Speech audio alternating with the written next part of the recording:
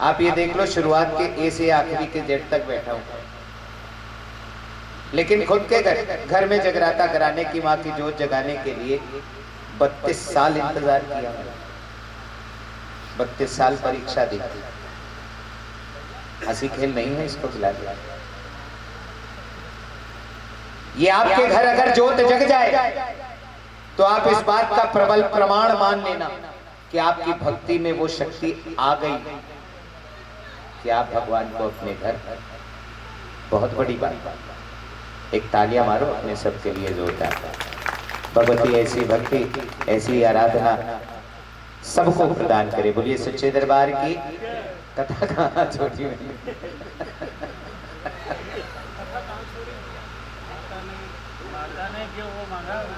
भगवती ने भेंट मांगी। चलो एक आध दो का ध्यान आ रहा है मेरी तरफ। भगवती ने भेंट मांगी। नंदलाल कहने लगे, भगवती मैं लाचार आदमी, मेरे पास ऐसा कुछ नहीं कि दे सकूं। माँ बोली ना, ऐसे चलेगा नहीं, कुछ ना कुछ भेंट अवश्य देनी होगी। परिस्थिति ये हो गई, वक्त तो बेटा गहरा देने लायक कुछ नहीं। माँ कह रही बिना लिए मानूंगी नहीं। नंदलाल को अपने ऊपर बड़ा क्रोध आने लगा, अपने ऊपर क्रोधित होने लगे, मनी मन विचार करने लगे कि वो तीनों लोगों की जगत स्वामिनी, वो जगत जननी जिसका दर्शन पाने के लिए लोग जन्म जन्मांतर तपस्या करते हैं, वो मेरी बात मानकर मुझको दर्शन देने मेरे घर तक आ गई और मैं उसकी एक इच्छा भी पूरी नहीं कर सका। लानत है ऐसी जिंदगी पर, धिक्कार है ऐसे जीवन पर। ऐसा मन में विचार आते ही स्वयं के समर्पण की भावना जागी।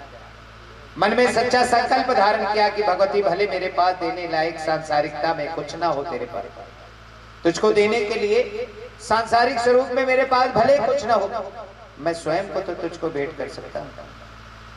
ऐसा मन में सच्चा संकल्प धारण किया, पास में पड़ी हुई तलवार उठाई और स्वयं के समर्पण की भावना के साथ अपना शीश काटकर माता के चरणों में चढ़ा दिया। बोलो सच्चे दरबार की। दरबार में जितने भी भगत हैं, कुछ देर के लिए अपने अपने घुटनों के बल बैठ जाइए, 2 मिनट के लिए। हाथ में नारियल हो या ना हो।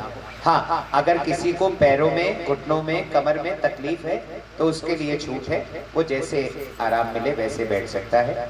ये नारियल चढ़ाने की विधि बता रहा हूँ भक्तों। जिनके हाथ में नारियल है वो अच्छे से समझें, जिनके हाथ में नारियल नहीं है वो भी समझें कि आज के बाद जब कभी भी नारियल चढ़ाएं, चाहे अपने घर में, चाहे जगराते में, चाहे मंदिर में जाकर के, तो नारियल चढ़ाने की विधि और भावना यही होनी चाहिए। अगर हाथ में नारियल है तो दोनों हाथों में नारियल को पकड़े सामने अपने। अगर नारियल नहीं है, हाथों को जोड़ करके माथे से लगाएं। अब अपना माथा झुका करके धरती पर टिकाएं। और इस अवस्था में आने के बाद, ये आप बलि की मुद्रा में आ गए। इस अवस्था में आने के बाद अपने अपने शब्दों में, अपनी अपनी भाषा में माता से प्रार्थना करिए मन ही मन कि हे भगवती, आज हमने भी अपने आप को आपके चरणों में समर्पित किया है। जैसे आपने नंदलाल को नया जीवन दिया, हमको भी हमारे कष्टों से, हमारी व्याधियों से, हमारी परेशानियों से छुटकारा दिलाकर नया समृद्ध सुखी जीवन प्रदान करिए। ऐसी मन में प्रार्थना आप सबने लगानी है। बोली सच्चे दरबार की। ओम ऐं ह्रीं श्रीं क्लीं चामुंडाय विच्चै नमः। ओम ऐं ह्रीं श्रीं क्लीं चामुंडाय विच्चै नमः। ओम ऐं ह्रीं श्रीं क्लीं चामुंडाय विच्चै नमः।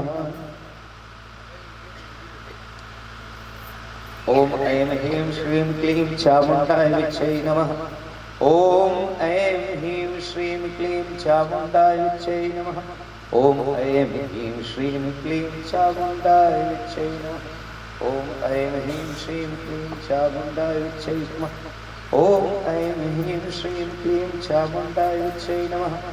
ओम ऐं ह्रीं श्रीं क्लीं चामुंडाय विच्चै नमः। आराम से जैसे बैठे थे वैसे बैठ जाइए। आप अपना नारियल यहाँ जोत में रखिए, जोत में रख के प्रणाम करिए। बाकी लोग अपनी अपनी जगह बैठे रहिए। अंकित बेटा, जिनके जिनके उसमें हाथ में नारियल है, ये चुन्नी चाहे ले लो, नारियल सबसे ले लो।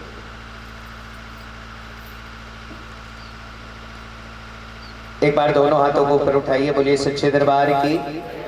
बैठिए स्वामीनाथ जी, आप भक्तों। नंदलाल ने अपना शीश काटकर भगवती को अर्पण कर दिया। माता ने देखा तो अवाक रह गई कि इस भगत ने ये क्या किया, अपनी जीवन लीला ही समाप्त कर डाली। एक बच्चे को अगर उसकी उंगली में भी चोट लग जाए तो बच्चे की उंगली से ज्यादा उस बच्चे की माँ का कलेजा दुखता है। ये जगत जननी कैसे स्वीकार करती, कैसे बर्दाश्त करती कि उसके एक बच्चे ने जीवन लीला ही समाप्त कर डाली। माँ भगवती ने कमंडल से अपने अमृत जल निकाला, बीज मंत्र का उच्चारण किया और वो अभिमंत्रित अमृत जल नंदलाल के कटे हुए धड़ और शीश पर कर दिया। स्पर्श मिलते ही उस अभिमंत्रित जल का नंदलाल का कटा हुआ सर वापस उसके धड़ से आकर जुड़ जाता है और नंदलाल पुनर्जीवित होकर भगवती की जय जयकार करने लगते हैं। बोलिए सच्चे दरबार की। आज भक्तों, आपने भी अपने आप को भगवती के चरणों में समर्पित किया है। विश्वास जानिए, जिसकी भी भावना सच्ची बन गई होगी, जिसकी भी प्रार्थना सच्ची बन गई होगी, आज से ही उसको अपने जीवन में नया बदलाव देखने को मिलेगा। माँ भगवती ने कहा, नंदलाल मैं तेरी भक्ति से बड़ा प्रसन्न हूं, मांग ले क्या वरदान चाहता है। नंदलाल ने कहा, भगवती मेरा तो जीवन का अंतिम पड़ाव, कुछ समय बाद मेरी मृत्यु हो जानी, आपका दर्शन मिल गया मतलब मुझको तो मोक्ष मिल गया, मुक्ति मिल गई, मेरे मानव जीवन का लक्ष्य मिल गया मुझे। अब भला क्या मांगू, मुझे आपसे कुछ नहीं मांगना। माँ ने कहा, नहीं नंदलाल, जैसे तुझसे लेना जिद वैसे वरदान देना भी जिद, कुछ ना कुछ वरदान अवश्य मांग ले। नंदलाल ने कहा, भगवती अगर वरदान देना ही है तो कुछ ऐसा वरदान दे दो कि आज के बाद तुम्हारे किसी भी भगत को तुम्हारा दर्शन पाने के लिए, तुम्हारी कृपा पाने के लिए मेरे जितनी कठिन परीक्षा न देनी पड़े। माँ भगवती ने एक वरदान दिया कि नंदलाल तूने जगत कल्याण के लिए कुछ मांगा है, आज के बाद जो कोई भी भक्त पानी वाला जटादार नारियल लाल चुनरी लाल कपड़े में लपेटकर स्वयं के समर्पण की भावना से मुझको अर्पण करेगा, मैं नारियल को नारियल चढ़ाने वाले के शीश की बलि के रूप में स्वीकार करूंगी और नारियल चढ़ाने का उस भक्त को वही पुण्य प्राप्त होगा जो तुमको आज अपना शीश काट देने पर मिला है। सोचो, नारियल चढ़ाने का कितना बड़ा पुण्य है। क्या जीते जी आप अपना शीश काट के किसी को दे सकते हो? नहीं ना। लेकिन एक नारियल चढ़ाने में मुश्किल से 1 मिनट नहीं लगता। आज के बाद करके देख ले, अपने घर में, मंदिर में, जगराते में इस भावना से नारियल चढ़ा करके देख लेना। तुम्हारी गिनती उन 99 भक्तों में नहीं आएगी जो ये कहते फिरे कि ना जाने क्यों भगवती मेरी सुनी मेरी। आपकी गिनती उस एक विरले भगत में आएगी जो गर्व से कहे कि मेरी तो एक बार में भगवती ने सारी मनोकामनाएं पूरी कर दी। बोलो सच्चे दरबार की। भक्तों, तब से वैष्णव पंथ के जगरातों में, माता के मंदिरों में जब कभी भी हम माँ के दर्शनों के अभिलाषी होते हैं, माँ से कुछ आवश्यकता होती है, कुछ मांगना होता है, माता की कृपा चाहिए होती है, तो हम एक नारियल लेकर दरबार पहुंच जाते हैं। अगर भावना सच्ची बना के नारियल चढ़ाया है, नारियल चढ़ाते समय भावना होनी चाहिए स्वयं के समर्पण की, और भावना होती क्या है कि देखो ध्यान रखना पंडित जी बड़ा वाला टुकड़ा रखना ले, ऐसी है। तो भक्तों, तब से वैष्णव पंथ के जगरातों में हम एक नारियल लेकर के भगवती के दर्शनों को जाते हैं, भावना सच्ची बनाते हैं तो अपनी सारी मनोकामनाएं पूरी करवा के आते हैं, और भावना नहीं बन पाती तो फिर से नारियल चढ़ाने की व्यवस्था करते नजर आते हैं। बोलो सच्चे दरबार की। आओ भक्तों, यहाँ अब देखो, मैंने कहा था कि कई बार अर्पण करते हो तन मन धन। नारियल क्या है? तन है। देखो, केवल एक ही को लगा तन है, बाकी सब। नारियल आपका शीश है ना। नारियल चढ़ाने का सीधा सीधा मतलब है आत्मबलि, खुद की बलि चढ़ाना। तो आज के बाद जब कभी भी, तो नारियल आपका तन हो गया, तो तन ना जाने कितनी बार तन चढ़ाते हो जीवन में, लेकिन भावना नहीं बनाते व्यर्थ। एक बार इस भावना के साथ चढ़ा के देख लेना तन अपना, सारे कार्य सिद्ध हो जाएगा। आओ दूसरी कथा प्रारंभ कर रहा हूं। अभी 2 तथ्य और बचे हैं, मन और धन कैसे चढ़ाते हैं, किस रूप में चढ़ाते हैं। भक्तों, स्वर्गलोक की 2 अप्सराएं रेणुका और मेनका। मन चंचल हुआ, इंद्रियां वश के बाहर गई, त्रुटियां हो गई, देवी देवताओं से शापित हुई, मृत्यु लोक पर जन्मी, नाम हुआ छगन और मगन। एकादशी के व्रत को करते जीवन यापन कर रही थी। एक एकादशी के दिन हो जाता है, एक कसाई से मांस का कबाब लेकर खुद भी खा लेती है, फलाहार समझकर, और अपनी बड़ी बहन के लिए भी ले आती। बड़ी बहन देखती है तो उसको शाप दे देती है कि नीचनी एकादशी के पवित्र दिन मांस का भक्षण, जा तेरा अगला जन्म छिपकली की निकृष्ट योनि, जीवन भर मांस के सिवा और कुछ भी नसीब नहीं होगा। छोटी बहन प्रार्थना करती है, ज्ञानवश हो गया, जानबूझ के अपराध नहीं किया दीदी, मैंने श्राप वापस ले लो। श्राप तो वापस होना नहीं, जा साथ में वरदान कि तू परोपकार में जीवन न्यौछावर करेगी तो तुझको मेरे श्राप से मुक्ति। छोटी बहन छिपकली की निकृष्ट योनि में जन्मी, अगले जन्म में बड़ी बहन को मानव योनि मिल गई, कर्म ठीक ठाक थे, लेकिन मोक्ष अपने स्वर्ग धाम की वापसी अभी भी नहीं।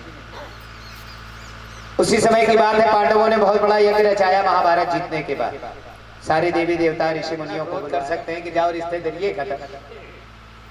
दुर्वासा तो परम क्रोधी, मन में दृढ़ निश्चय कर लिया कि पांडवों का घमंड तोड़ूंगा, इनके इस यज्ञ को फलीभूत नहीं होने दूंगा। अपनी योग शक्ति से गरुड़ पक्षी का रूप बनाया, जंगल की तरफ उड़ चले, काले भुजंग जहरीले सांप को मारा, पंजे में दाब कर वापस आश्रम की तरफ उड़ाए। उड़ते उड़ते रसोई के ऊपर पहुंचे, कढ़ाई में खीर का प्रसाद बन रहा था, पंजे में दबा हुआ सांप। मन में भावना बनाई, जो कोई भी ये प्रसाद खाएगा उसका तो राम नाम, और एक भी प्राणी अगर किसी यज्ञ का प्रसाद खाकर मर गया तो फिर यज्ञ करने का कोई लाभ। लेकिन उनके इस कर्म को दीवार पर रेंगती हुई इस छिपकली ने देख लिया। चलो अब दूसरा बना लेना बेटा, मैं भी कथा सुना रहा था, ध्यान रहा। इसको थोड़ा सा टिकला के डालो, इस पे टिकलाओ, इस पे टिकला बेटा। बोली सच्चे दरबार की। अब की सचमुच भूल गया, कथा कहा थी किसको?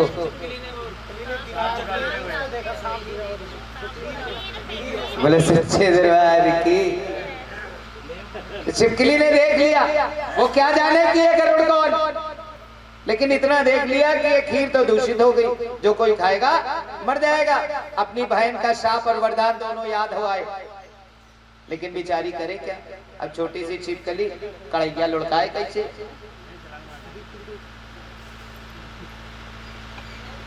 सिर्फ कूद नहीं गई, सिर्फ कूद जाने से काम नहीं बनता।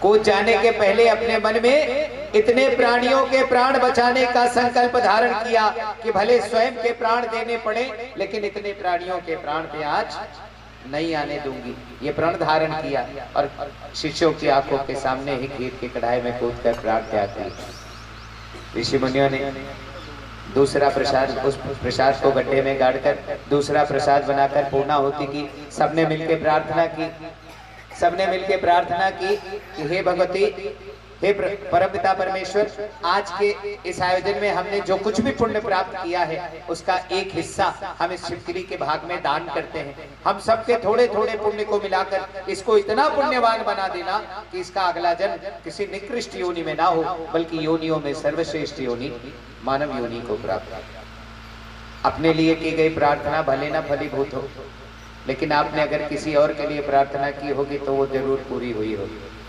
सबको अनुभव होगा। कभी सोचा है ऐसा क्यों होता है? अगर आपकी प्रार्थना में इतनी शक्ति है कि वो औरों के काम बना रही, तो आपकी क्यों नहीं?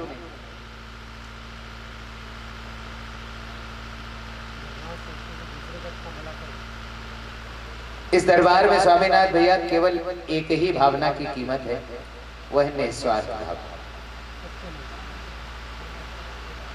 आप बाजार से चले जा रहे हो, किसी की शव यात्रा जा रही, मरने वाला आपको नहीं जानता था, आप मरने वाले को नहीं जानते, कोई परिचय नहीं, लेकिन आपके हृदय से प्रार्थना निकलती कि हे भगवती सदगति देना। आपकी प्रार्थना उसकी गति बना देती। इसी तरीके से किसी और भगत की प्रार्थना आपके काम बना देती। निस्वार्थ भावना की ही कीमत है इस दरबार में। सबने मिलकर प्रार्थना की कि इसको अगला जन्म मनुष्य योनि में देना। भगवती कैसे टाल देती? अगले जन्म में दोनों बहनें राजा स्पर्श की पुत्रियों के रूप में जन्मी। जब पहली कन्या ने जन्म लिया, जन्म पत्री बनी, भविष्यवाणी की गई, ये तो बड़ी भाग्यशाली, सुख राजपाट, सुख समृद्धि, यश, दिन दूना रात चौगुना बढ़ेगा अब तो आपका। ये बड़ी होकर माँ काली की भक्तन होगी, इसका नाम होगा तारा। 1 वर्ष के बाद दूसरी कन्या ने जन्म लिया। फिर से राजा स्पर्श ने जन्म पत्री बनवाई।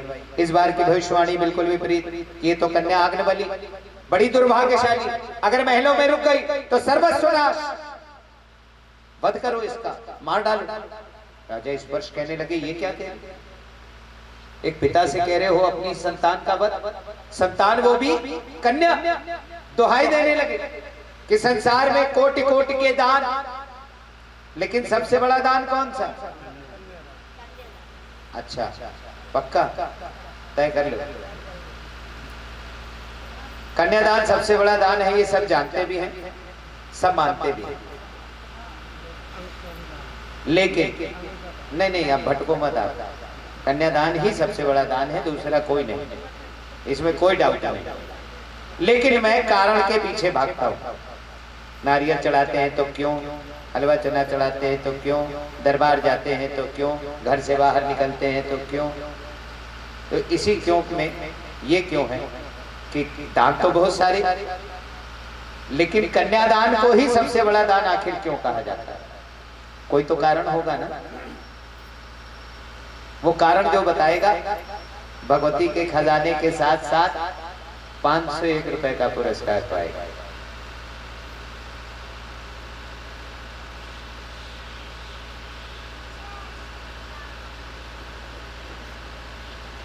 अब अंकित ने जय श्री राम बोल दिया है तो चलो पुरस्कार बढ़ाकर 1100।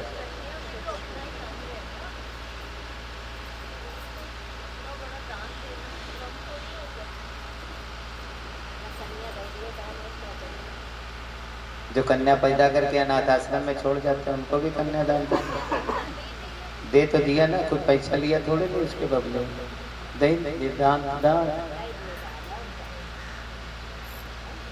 कन्यादान सबसे बड़ा दान क्यों?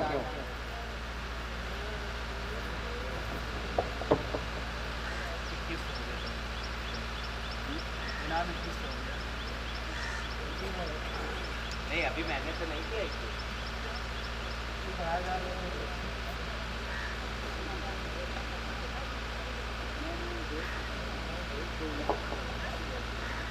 समय कम है, मैं ही बता दूं, मैं 1100 तक देने को तैयार था, मुझको क्या दोगे उत्तर?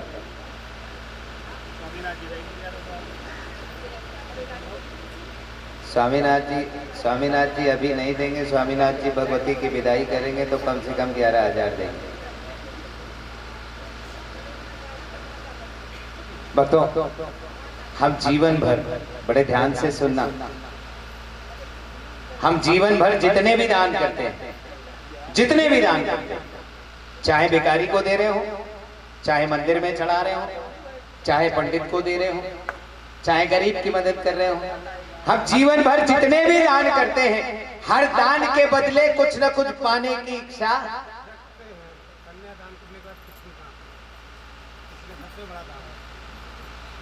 जीवन भर जितना दान करते हो कोई ना कोई स्वार्थ के कारण करते हो, लेकिन वही व्यक्ति जिसने बगैर स्वार्थ के जीवन भर एक पैसा न दान किया हो, जब वो कन्यादान की वेदी पर बैठेगा, सब दान करते समय कुछ न कुछ मांगा था, लेकिन कन्यादान करते समय कुछ भी मांगने की,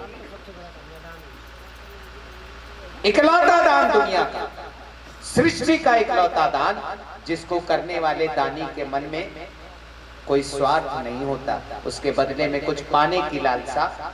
और एक अच्छे तरीके से शीशा दिखाऊं, जीवन भर जब जब आप जहां जहां भी आपसे दान करने को कहा जाता है, कभी ये होता है कि ज्यादा से ज्यादा कर दे, कम से कम जीवन भर जितना दान करते हो कम से कम करने की सोचते हो, लेकिन जब कन्यादान करने बैठते हो तो क्या करते हो?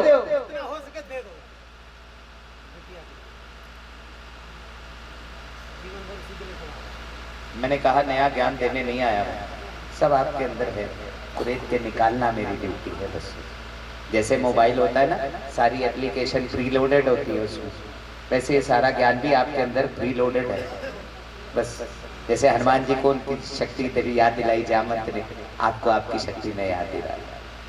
बोलो सच्चे दरबार की कथा कहाँ छोटी खजाना किसके पास जा रहा है देखो जरा। हाँ ये ताली बजाओ भाई, कहूंगा तभी कहां से।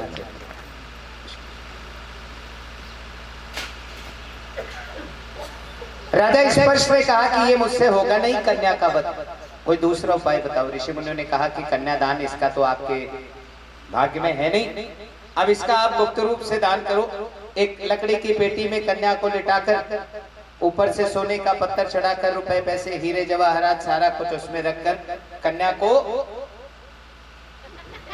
ये नींद ना आने का आयुर्वेदिक इलाज है। कन्या को एक लकड़ी की पेटी में ऊपर से सोने का पत्थर चढ़ाकर रुपए पैसे हीरे जवाहरात कपड़ा लत्ता सब रख के नदी में प्रवाहित कर दिया। एक भील ने बेटी को निकाला, जब सारी धन संपदा के साथ नवजात कन्या को पाया तो बड़ा द्रवित हुआ, क्योंकि विवाह को कई वर्ष हो गए थे, उसको कोई संतान नहीं थी। सारी धन संपदा भूलकर कन्या को लेकर अपने घर पहुंचता है, पत्नी की गोद में डालकर सारा वृत्तांत कह सुनाता है। पत्नी जैसे ही उस कन्या को अपने हृदय से लगाती है, ममता के वशीभूत इस जगत जननी का चमत्कार, वो बाज स्त्री जिसके स्तनों में दुग्ध होने का प्रश्न ही नहीं था, लेकिन जैसे ही कन्या को हृदय से लगाया, चमत्कार माता का, उस बाज स्त्री के स्तनों को भी माता ने प्राकृतिक दुग्ध से छलकाया। समय बीता भक्तों, उधर महलों में तारा, इधर भील के घर रुक्मन बड़ी हुई। युवावस्था में महारानी तारा का विवाह कांगड़ा के राजा हरि सिंह के साथ हुआ और उसी राज्य में एक भील के साथ रुक्मन ब्याही गई। समय बीता, तारा ने सुंदर सा बालक जन्मा, नाम हुआ रोहित। रुक्मन को कोई संतान नहीं हुई। एक दिन बाजार से जा रही थी, मंदिर में जगराता हो रहा था, पंडित जी अरदास लगवा रहे थे। रुक्मन के मन में ना जाने कहां से प्रेरणा आई, पास से चांदी का सिक्का निकाला, पंडित जी के हाथ में रखा, अरदास करा ली, मन में मन्नत मांग ली कि भगवती अगर आपकी कृपा से मेरी भी कोख से एक बालक ने जन्म लिया तो मैं भी आपका पूजन कराऊंगी, मैं भी आपका जगराता कराऊंगा। अक्सर ऐसी मन्नतें हम लोग मान लिया करते हैं। सच्चे मन से प्रार्थना लगाई थी, भगवती ने स्वीकार कर ली। एक वर्ष के बाद रुक्मन ने एक सुंदर से बालक को जन्म दिया, लेकिन बालक के जन्म के समय इतना प्रसन्न हो गई कि माता का जगराता कराने के बाद 1-2 नहीं 5 वर्ष बीत गए, रुक्मन को याद नहीं हो आया। अब भगवती परीक्षा लेने पर आ गई। कहते हैं वो देती है तो ढेरों के ढेर देती है, और जब आती है माँ क्रोध में तो चमड़ी तक। स्वामीनाथ भैया, अपने जीवन में मम्मी से ज्यादा मार खाओ कि पापा से?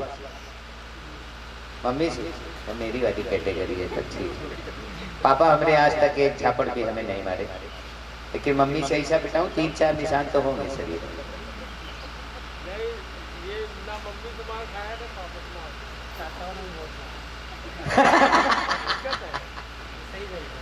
नहीं ठीक है, कहीं ना कहीं तो ये सारे प्रथम गुरुजनों में होते हैं ना, माँ पिता चाचा, ये प्रथम गुरुजनों में आते हैं।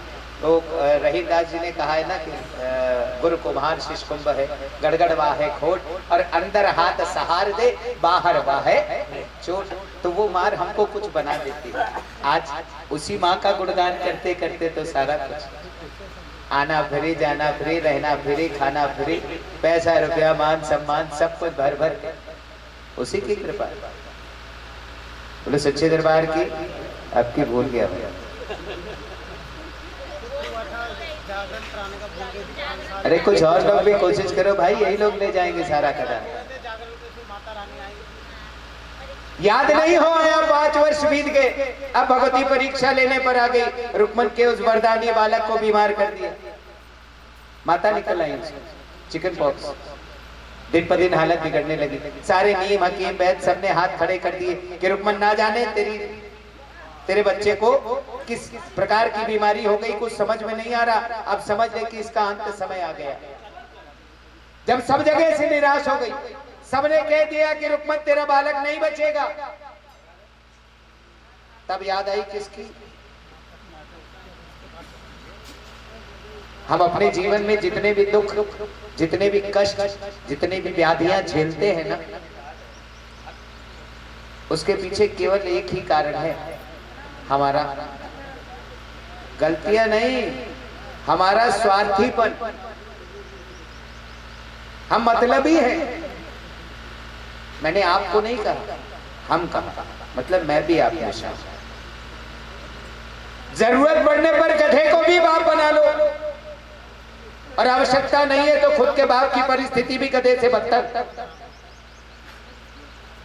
एक बड़ी पुरानी कहावत है, हमको सुनाई भी बहुत गई, हमने सुनाई भी बहुत, लेकिन अमल कोई नहीं करता। कहावत इतनी प्रचलित है कि शुरू मैं करूंगा, पूरी आप कर दो। दुख में सुमिरन सब करें, सुख में करे न को, और जो सुख में सुमिरन करे तो दुख का है। लेकिन हम याद कब करते हैं उसको? अपने अपने कलेजे पे हाथ रख के आत्मा से पूछ लो, सबसे ज्यादा भक्ति कब उमड़ी थी जीवन में? आत्मा जवाब देगी कि जब सबसे ज्यादा परेशान थे तब सबसे ज्यादा। थोड़ी बहुत परेशानी आई, भागे गए माता के मंदिर दर्शन करने। थोड़ी ज्यादा परेशानी, नंगे पैर। उससे ज्यादा हुई, देखो स्वामीनाथ बता रहे, लेट के लौट के। एक बार अंकित को और ज्यादा परेशानी हो गई थी, गोबल्टी खा के गया था। तो हमें जब तकलीफ होती है तो उससे कहने पहुंच जाते, हे रे भगवान तूने क्या किया। तकलीफ होती, कुछ बुरा हो जाता तो कहते, हे भगवान तूने क्या किया। और जब कुछ अच्छा हो जाता, जब कुछ हासिल हो जाता, अपनी कॉलर खड़ी कर।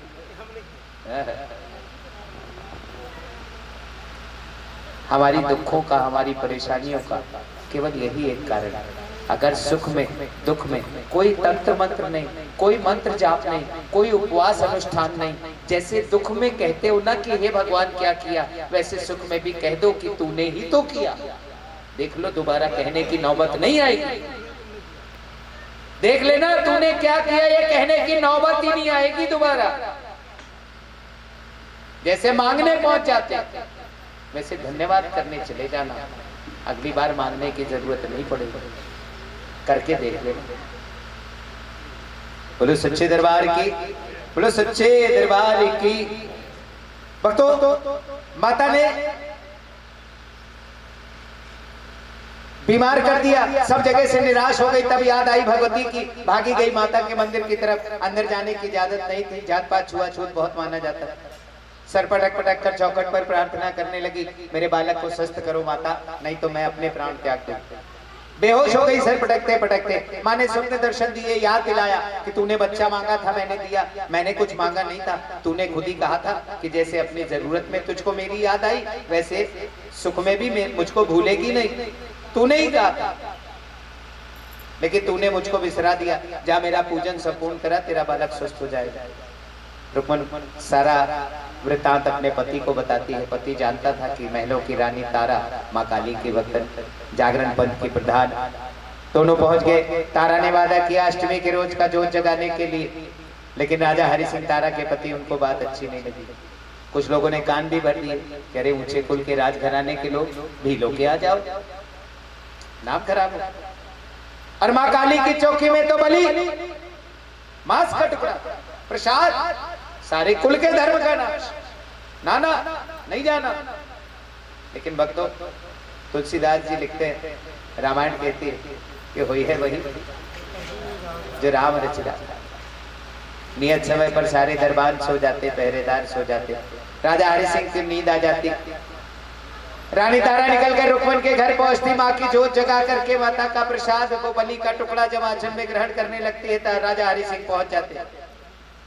बिगड़ पड़ते कि तारा तूने मेरी आज्ञा की अवहेलना की, कोई बात नहीं, लेकिन ये मांस का टुकड़ा लेकर सारे कुल के धर्म का नाश।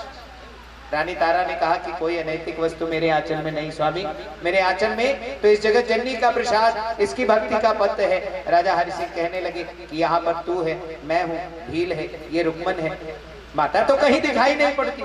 तू कह रही है माता का चमत्कार, ऐसा कुछ नहीं, तू ही माँ काली की भक्त नहीं, ये तंत्र मंत्र जादू टोना तुझको ही आता है, तूने ही कोई जादू टोना तंत्र मंत्र कर दिया। तारा अपनी बात पर अड़े कि स्वामी कोई अनैतिकता नहीं, कोई अनैतिक वस्तु नहीं, भगवती का चमत्कार, ये उसी का भक्ति का पत्र है। राजा हरि सिंह बिगड़ पड़े, बोले अंधा तब जाने जब आंखी पाए। अगर ये माता का चमत्कार तो मुझको भी माता का दर्शन कराओ, कहाँ है माता? रानी तारा ने कहा कि हे स्वामी वो तो कण कण में विराजमान है, हमारी आंखें इसलिए नहीं देख पाती क्योंकि हमारी आंखों पर माया मोह का पर्दा। राजा हरि सिंह कहने लगे, बातों में मत फंसाओ, बताओ मुझको भी माता का दर्शन कराओ। मात्र 10 मिनट की कथा बची है भक्तों, बड़े ध्यान से सुनना। हलवे और चने का औचित्य बताने जा रहा हूँ। रानी तारा ने पूछा कि आप, हे स्वामी, इस सृष्टि में सबसे ज्यादा मोह, मोह का मतलब प्यार, सबसे ज्यादा मोह किससे? राजा हरि सिंह ने कहा, यह भी कोई पूछने की बात? दुनिया की सारी रिश्तेदारी के मोह जीवित रहते छूट जाते हैं, चाहे माँ बाप का हो, चाहे पुत्री का हो, चाहे कुछ, लेकिन पुत्र मोह जो है वो मरने के बाद भी नहीं छूटता। आज भी हमारे पितर हमसे मिलने हर साल आते पुत्र मोह मरने के बाद भी नहीं छूटता। राजा हरि सिंह ने कहा कि मेरा इकलौता पुत्र रोहित, उससे ज्यादा मोह में किसी से नहीं करता। रानी तारा ने कहा, त्याग करना होगा, इस मोह का त्याग करना होगा अगर उसका दर्शन चाहते हो। दूसरा प्रश्न किया, सांसारिक वस्तुओं में जो आपके पास जो कुछ भी मिल्कियत है, जो कुछ भी संपत्ति है, उस सांसारिक संपत्तियों में सबसे ज्यादा मोह किस पे? राजा हरि सिंह ने कहा, बाकी सब तो जाएगा, वापस आ सकता है, लेकिन इकलौता नीलेष्टि में दूसरा है ही नहीं, तो सबसे ज्यादा मोह इस नीले रंग के घोड़े पर। रानी तारा ने कहा कि त्याग करना होगा इस मोह का भी। मतलब क्या? रानी तारा ने कहा कि पुत्र के रूप में पारिवारिक मोह माया और घोड़े के रूप में सांसारिक मोह माया, इसी दो मोह माया में हमारा पूरा जीवन बीतता है। आप सब अपने अपने हृदय पे हाथ रख के विचार करना कि जिस दिन से होश संभालते हैं, जिस दिन से होश संभालते हैं और जिस दिन हमारी आंखें बंद हो जाए, मतलब हमारा देहावसान हो जाए, जीवन भर चाहे यहां रह के कमाए, चाहे दिल्ली रह के कमाए, चाहे अमेरिका रह के कमाए, व्यापार करें, नौकरी करें, कुछ भी करें, हम केवल दो ही काम लक्ष्य लेकर करते हैं, हाय मेरा परिवार, हाय मेरी संपत्ति, संसार। कोई तीसरा काम कोई करता है जीवन में? कुछ भी कर लो, कहीं भी जा लो, केवल दो ही लक्ष्य, हाय मेरा परिवार, हाय मेरी संपत्ति, संसार। इसी में पूरा जीवन, इसी दो मोह माया में सारा जीवन चला जाता है। रानी तारा के कहने पर राजा हरि सिंह ने अपने हृदय में दो सच्ची भावनाएं जगाई। पहली सारी मोह माया के त्याग की और दूसरी माता के दर्शनों की। ये दो सच्ची भावनाएं जगाकर अपने इकलौते पुत्र रोहित और इकलौते नीले रंग के घोड़े की बलि चढ़ा दी। जैसे ही बलि चढ़ाई, सारी माया मोह का नाश, और जैसे ही सारी माया मोह मिटी, सामने साक्षात देवी अष्टभुजी का दर्शन। बोलो सच्चे दरबार की। राजा हरि सिंह जिस तरफ देखते, कण कण में, हर क्षण में माता ही माता नजर आने लगी। बोलो सच्चे दरबार की। माँ भगवती ने कहा, वरदान मांग ले राजन, मैं तेरी भक्ति से प्रसन्न हूँ। राजा हरि सिंह ने भी वही वरदान मांग लिया भक्तों, जो वरदान भक्त नंदाल ने मांगा था। अगला खजाना उसकी झोली में जा रहा है, जो ये बताएगा कि क्या वरदान मांगा था नंदलाल ने। लगा लीजिए आखिरी में इसको।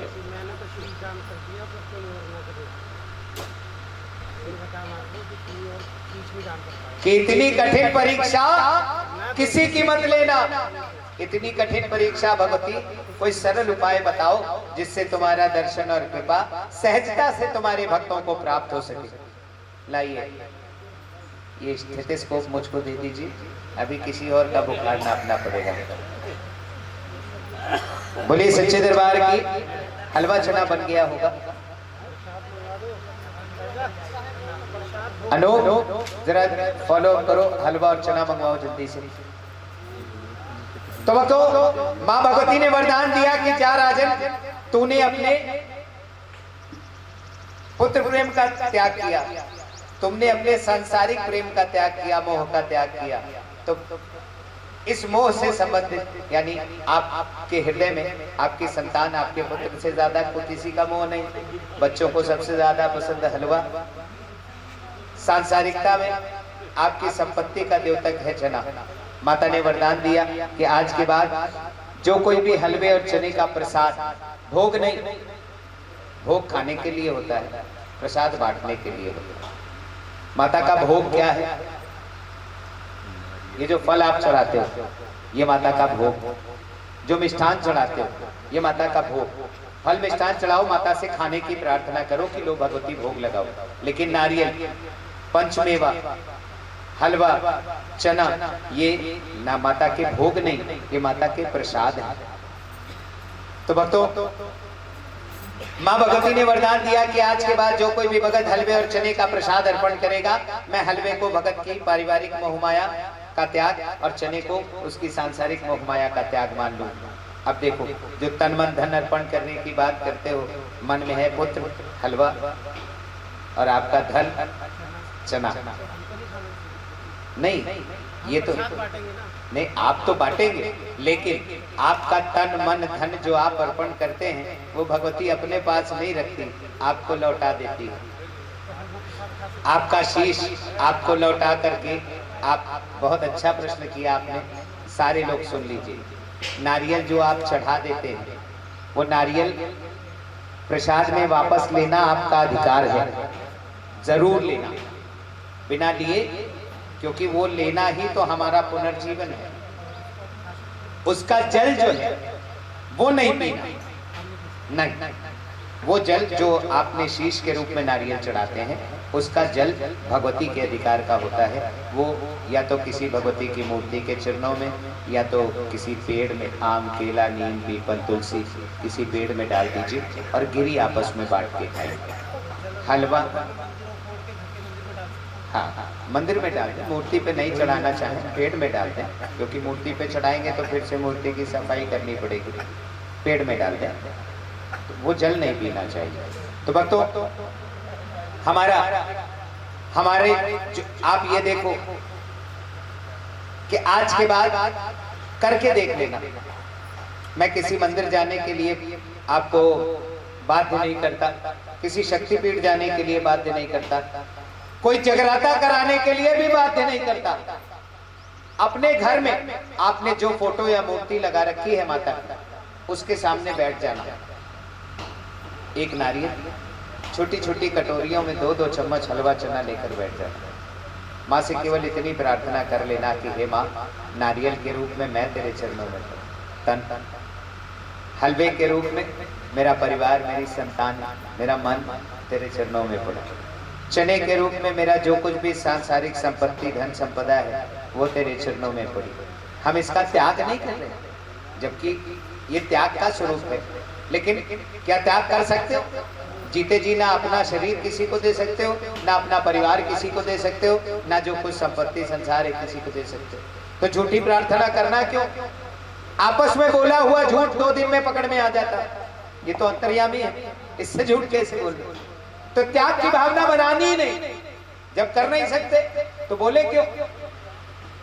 घर में अपने बैठ जाओ, नारियल, हलवा, चना लेकर माँ से केवल इतनी प्रार्थना करके देख लेना कि हे भगवती, नारियल के रूप में मैं, हलवे के रूप में मेरा परिवार, चने के रूप में मेरा संपत्ति संसार, सब तेरी देख रेख में छोड़ रहा हूँ। जैसे तू सारे जगत की रक्षा करती है, जैसे सारे जगत का पालन पोषण करती है, ऐसे आज से मेरे ऊपर जिम्मेदारी है, मेरे ऊपर जो मेरे परिवार की जिम्मेदारी है, मेरे ऊपर जो मेरी संपत्ति संसार की जिम्मेदारी है, ये सब आज से तेरी हुई। ये सारा कुछ, इनका पालन पोषण, इनका रक्षण भी आज से तेरी जिम्मेदारी हुई। ये जो आपके सर पे आपकी जिम्मेदारियां हैं ना, इन जिम्मेदारियों को एक बार भगवती के ऊपर सौंप कर दे, दूसरे दिन से आपको नए जीवन का आभास होने लगेगा। कोई कष्ट, कोई व्याधि आएगी भी तो किस तरीके से निकल जाएगी आपको आभास भी नहीं होगा। बोलो सच्चे दरबार की, बोलो सच्ची सरकार की। तो भक्तों, तब से वैष्णव पंथ के जगरातों में भक्त नंदाल और तारा रिकमन की कथाओं के रूप में हम माता के परम भक्तों की कथाओं से माता के दर्शनों की सरल और सुविधाजनक विधि प्राप्त कर लेते हैं। अगर निभा पाते हैं तो भगवती को घर बुला लेते हैं, और नहीं निभा पाते तो बार बार दौड़ लगाते हैं। बोलो सच्चे दरबार की। भक्तों, मेरी बताई हुई बातें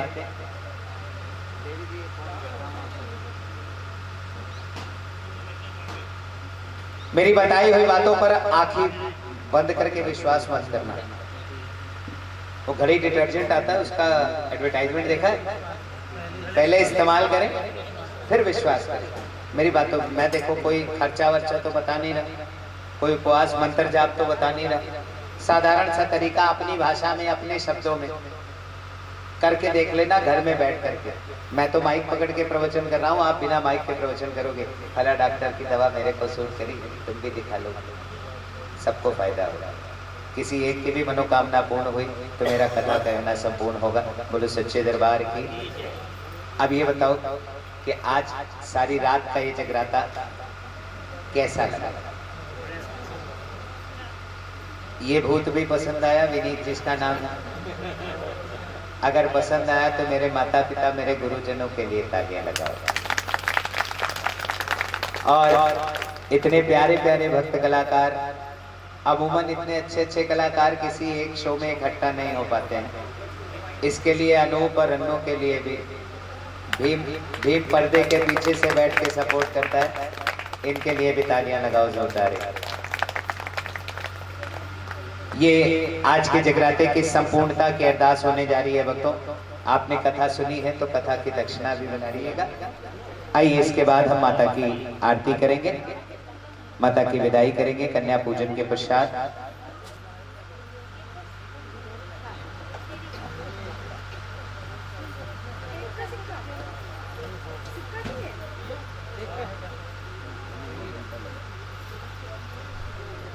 काली जय दुर्गे खप्पर वाली, तेरे ही गुण गाए भारती। ओ मैया हम सब उतारे तेरी आरती। अम्बे तू है जगदम्बे काली, जय दुर्गे खप्पर वाली, तेरे ही गुण गाए भारती। हो मैया हम सब उतारे तेरी आरती। तेरे जगत के भक्त जनों पर पीर पड़ी है भारी माँ, तेरे जगत के भक्त जनों पर पीर पड़ी है भारी माँ। दानों दल पर टूट पड़ो, हाँ दानों दल पर टूट पड़ो माँ करके सिंह सवारी। 100 सिंहों से भी बलशाली, अष्टभुजाओं वाली, दुखियों के दुखड़े निवारती। हो मैया हम सब उतारे तेरी आरती। अम्बे तू है जगदम्बे काली, जय दुर्गे खप्पर वाली, तेरे ही गुण गाए भारती। ओ मैया हम सब उतारे तेरी आरती। माँ बेटे का है इस जग में बड़ा ही निर्मल नाता, माँ बेटे का है इस जग में बड़ा ही निर्मल नाता। माँ बेटे का है इस जग में बड़ा ही निर्मल नाता, माँ बेटे का है इस जग में बड़ा ही निर्मल नाता। पूत कपूत सुने हैं पर, पूत कपूत सुने हैं पर, माता सुनी को माता, सब पर करुणा दर्शाने वाली, अमृत बरसाने वाली, नैया भवर से उबारती। हो मैया हम सब उतारे तेरी आरती। ओ अम्बे तू है जगदम्बे काली, जय दुर्गे खप्पर वाली, तेरे ही गुण गाए भारती। हो मैया हम सब उतारे तेरी आरती। नहीं मांगते धन और दौलत, ना चांदी ना सोना माँ, नहीं मांगते धन और दौलत, ना चांदी ना सोना माँ। हम तो मांगे माँ तेरे मन में, हम तो मांगे माँ तेरे मन में एक छोटा सा कोना, सबकी बिगड़ी बनाने वाली, लाज बचाने वाली, सतियों के सत को सवारती। हो मैया हम सब उतारे तेरी आरती। अम्बे तू है जगदम्बे काली, जय दुर्गे खप्पर वाली, तेरे ही गुण गाए भारती। हो मैया हम सब उतारे तेरी। चलिए बात छोड़ दीजिए, अभी आरती हो जाए तो फिर सब लोग ले लीजिएगा। आरती जब तक संपूर्ण नहीं हो जाती तब तक आरती में पैसा नहीं चढ़ाया जाता। अभी जल्दी से पूरा। कहाँ गए स्वामीनाथ भैया? आगे आइए। भारती हो मैया हम सब उतारे तेरी आरती। नहीं मांगते धन और दौलत, ना चांदी ना सोना माँ, नहीं मांगते धन और दौलत, ना चांदी ना सोना माँ। हम तो मांगे माँ तेरे मन में, हाँ हम तो मांगे माँ तेरे मन में एक छोटा सा कोना, सबकी बिगड़ी बनाने वाली, लाज बचाने वाली, सदियों के सत को संवारती हो मैया हम सब उतारे तेरी आरती। अम्बे तू है जगदम्बे काली, जय दुर्गे खप्पर वाली, तेरे ही घोड़े गाए भारती हो मैया हम सब उतारे तेरी कर्पूर आरती। गौरम करुणावतारम संसार सारम भुजगेन्द्रहारम सदा वसंतम हृदयारविंदे भवं भवामी सहितं नमामि। त्वमेव माता च पिता त्वमेव, त्वमेव बन्धु च सखा त्वमेव, त्वमेव विद्या द्रविणं त्वमेव, त्वमेव सर्वं मम देव देव।